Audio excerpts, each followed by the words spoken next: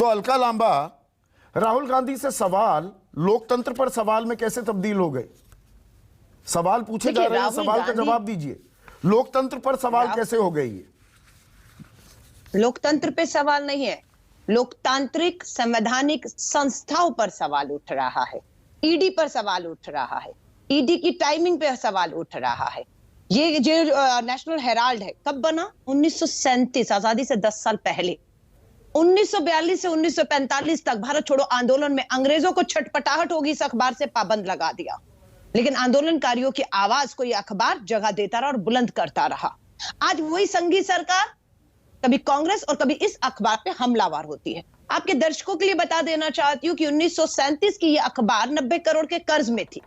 भाजपा कहते हैं national Herald, associated journal और लिमिटेड अपनी 5,000 करोड़ की संपत्तियां बेच देती। अरे जिन्होंने देश की संपत्तियां बेच दी वो इससे अच्छा सुझाव और क्या दे सकते थे? नेशनल हेराल्ड को हम नहीं चाहते थे कि वो अपनी कुछ भी बेचे संपत्तियां जो विरासत में 1937 में आजादी के आंदोलन से लोगों ने बनाया था, उसे हम जिंदा रखना चाहते थे, उसके स्वरूप में जिंदा रखना चाहते थे। इसलिए कांग्रेस ने अपने पैसे से 90 करोड़ रुपया 100 किश्तों में 10 सालों में दिया।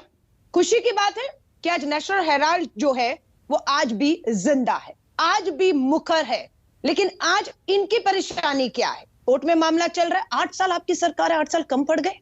जनता पूछ रही है, 8 साल कम पड़ गए आपके पास। 8 साल में क्यों नहीं फास्ट ट्रैक में कोर्ट में केस चलाया? 70 साल से हमारी सरकार कहते हैं, 70 साल में 70 छोड़िए, 7 नाम तो गिनवा दीजिए जिन्हें 90 करोड़ रुपए दिए गए। कांग्रेस पार्टी क्या किसी भी संस्था को, एसोसिएटेड जर्नल लिमिटेड जैसी किसी कंपनी को 90 करोड़ दे सकती है?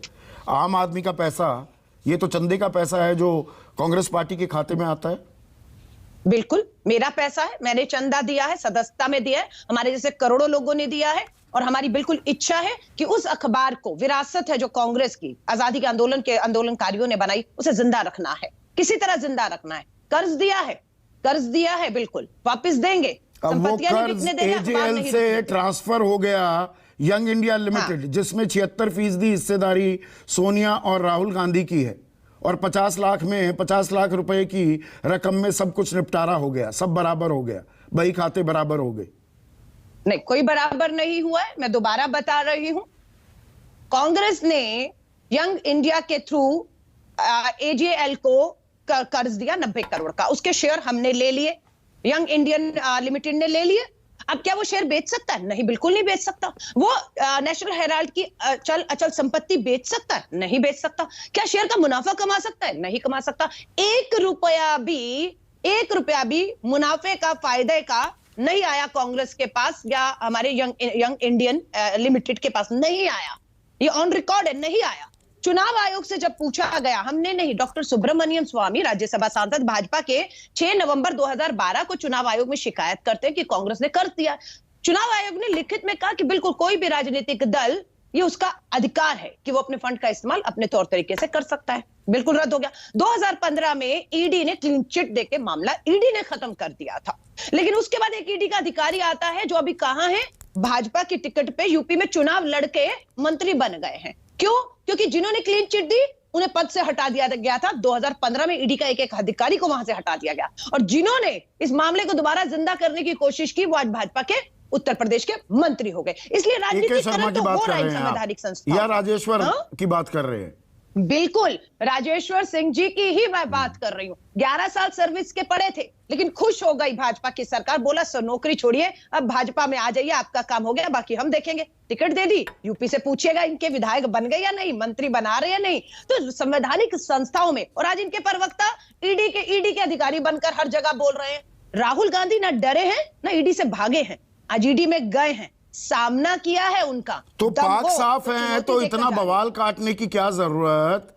अलका लांबा, मुझे याद दिलाइए, मेरी याददाश्त थोड़ी कमजोर है, कि किसी मुद्दे पर, आम आदमी के मुद्दे पर, महंगाई पर, बेरोजगारी पर, भर्ती पर, सेना में, कोविड के मामले में, मतलब थाली पर इतने मुद्दे सजे हुए हैं पिछले 2 सालों से कि कांग्रेस के तमाम नेता, मंत्री, मुख्यमंत्री, सांसद, विधायक दिल्ली कूच कर गए। संदीप जी, आपके ही चैनल पर जयपुर के अंदर महा महंगाई रैली दिखाई गई और आप ही ने चर्चा की थी महंगाई के मुद्दे पर, और किसी चैनल ने कांग्रेस की जयपुर की महा महंगाई रैली नहीं दिखाई, जो यहाँ पूरे देश का नेतृत्व इकट्ठा हो गया था, कार्यकर्ता सोनिया गांधी जी भी और राहुल गांधी जी उसी मंच पे थे। आप ही के चैनल ने पूरे एक साल जो हमारा किसान आंदोलन चला है उसको कवर किया और राहुल गांधी जी की ट्रैक्टर पंजाब हरियाणा में रैलियां दिखाई और कैसे उसको रोका गया। वो तो एक नेता गया या 4 नेता गए, पूरी कांग्रेस की जमात पहुंच जाए दिल्ली तो ऐसी क्या दिक्कत है, क्या पर्दादारी है? अगर सवाल पूछे जा रहे हैं सवाल के जवाब दो। मैंने सारे सवाल आपसे पूछे, आपने ये जवाब दिए। राहुल गांधी से यही सवाल पूछे गए होंगे, यही पूछे गए होंगे ना, उनका जवाब दो, बात खत्म। नहीं, जवाब से तो भाग नहीं रहे ना, जवाब तो पूछे जा रहे हैं। उसी में तो कह रहे हैं, आपने कहा नहीं लोकतंत्र पर सवाल नहीं है। रणदीप सुरजेवाला कह रहे हैं प्रजातंत्र को रौंदा गया, प्रजातंत्र का मजाक बना दिया। नहीं संदीप जी, पूरी व्यवस्था पर सवाल उठा रहे हैं। नहीं, पूरे देश में क्या चल रहा है? गिरती अर्थव्यवस्था, गिरता रुपया, बढ़ती बेरोजगारी, बढ़ती महंगाई, बढ़ती धार्मिक उन्माद, पत्थरबाजी, बुलडोजर चल रहा है। कोई कोर्ट कचहरियों का इंतजार नहीं कर रहा है, गरीब की रोटी खींची जा रही है। आप कहते हैं लोकतंत्र पे हमला नहीं है। इन मुद्दों को लेकर कांग्रेस में वो ऊर्जा, वो ताकत, वो तत्परता सड़क पर उतरने की नहीं दिखती। वही तो पूछ रहा हूं मैं। नहीं, आपको आज तक शायद ना दिखी हो, लेकिन उदयपुर के नव संकल्प के बाद एक नई ऊर्जा आपको जरूर दिख रही होगी और ये उसी का एक पहला रूप है आपके सामने। बड़े बदलाव पार्टी में हो रहे हैं। आला कमान पर पड़ी तो सड़कों पर उतर आए। आम आदमी की परेशानियों को लेकर सड़कों पर नहीं आते। फिर वही बात संदीप जी, आम आदमी की परेशानी महंगाई पे बोले, बेरोजगारी पर बोले, हम लोग किसान आंदोलन में हम लोग थे। क्यों आप कम से कम नहीं कह सकते कि कांग्रेस ने, मेरे जैसे प्रवक्ताओं ने, मेरे जैसे छोटे कार्यकर्ताओं ने सड़क पे आंदोलन किया। मेरे घर में मेरी पुलिस ने मुझे पहले भी घेरा और आज भी मेरे घर के नीचे पुलिस ने 6 बजे से छावनी बनाया हुआ था। किसी तरह 11 बजे में निकलने में कामयाब हुई और अपना सत्याग्रह मार्च में पहुंची। वो मेरा लोकतांत्रिक अधिकार है जिसे आप छीनना चाह रहे हैं। राहुल गांधी जी को न्यायिक व्यवस्था में भरोसा नहीं है। लेकिन आप भी तो रोपड़ गई थी ना, आपको, आपके खिलाफ भी केस दर्ज हुआ, पुलिस ने पूछताछ के लिए बुलाया, गए, पूछताछ में जो सवाल पूछे गए जवाब दिए, वापस घर आ गए। पूरी पंजाब कांग्रेस मेरी ताकत बनकर मेरे साथ खड़ी थी। आज राहुल गांधी के साथ पूरा कांग्रेस का कार्यकर्ता खड़ा है, क्योंकि हमें अपने नेता नेतृत्व पे पूरा विश्वास है कि उसने कुछ अपराध नहीं किया है, उसे झूठा बदनाम किया जा रहा है, इसलिए क्योंकि वही एक ऐसी पार्टी और नेता बचा है जो संघ की इस सरकार को ललकार रहा है, बिना डरे, बिना झुके, बिना हटे। ये अंग्रेजों के समय कांग्रेस, गांधी, ये गांधी परिवार का डर इन्हें खौफ रात को सोने नहीं देता। ये गांधी इन्हें आजादी में भी डराते थे और तभी गोडसे पैदा हुआ, सोचा गांधी मार दिया। गांधी मरते नहीं, वो अमर हो गए हैं। उसी गांधी की विरासत को आगे बढ़ाने का काम अगर कोई करेगा तो मेरे जैसा कार्यकर्ता उसके साथ खड़ा दिखेगा और वो काम राहुल गांधी कर रहे हैं। सोनिया गांधी जी 77 साल में है, ईडी का नोटिस है, 23 तारीख को जाएंगी, बिल्कुल अगर हम कहते हैं दुआ करते वो ठीक को कराएं, और 23 जून को वो ईडी ऑफिस जाएंगी। आज अस्पताल में है। राहुल गांधी जी ईडी के दफ्तर में है। प्रियंका गांधी जी आज हमारे साथ आंदोलन करके गिरफ्तारी देकर आपकी तस्वीर आ गई, देखिए थाने में बैठी हैं। कोई डर कर देश छोड़कर भाग नहीं रहा, कोई सावरकर बनकर इनसे माफिया नहीं मांगेगा। माफी देश से ये मांगेंगे, झोला उठाकर ये भागेंगे। श्रीलंका के राष्ट्रपति जो है राजपक्षे ने कहा है कि अडानी की कंपनियों को पूरे पावर प्लांट दिए जाएं, ये दिया जाए फायदा। ये प्रधानमंत्री जी ने उन्हें कहा है। कौन दलाली कर रहा है, कौन देश की संपत्तियों को बेच के देश को नीलाम कर रहा है, संपत्तियों को, ये तो देश पूछना चाहता है। ये तो हमारी संपत्ति, हमारी न्यायिक व्यवस्था पर आपको भरोसा, कांग्रेस को भरोसा है कि नहीं? किस पे? न्यायिक व्यवस्था पर। संदीप जी, अगर न्यायिक व्यवस्था पर भरोसा होता तो आजादी के 75 सालों में 5 मुख्य न्यायाधीश मीडिया के सामने आकर प्रेस वार्ता करके चिंता जाहिर ना करते कि देश की संवैधानिक संस्थाएं खतरे में, से बचा लीजिए। एक का तो नाम लेना चाहती हूं, उनपे तो सेक्स स्कैंडल डाल दिया, राफेल में क्लीन चिट मिल गया, आज राज्यसभा सांसद हैं वो इनके, और बाकी लोग मुखर आवाज करते रहे, डरे नहीं, किसी लालच में पद के नहीं आए कि रिटायर। न्यायिक व्यवस्था पर आपको भरोसा नहीं है?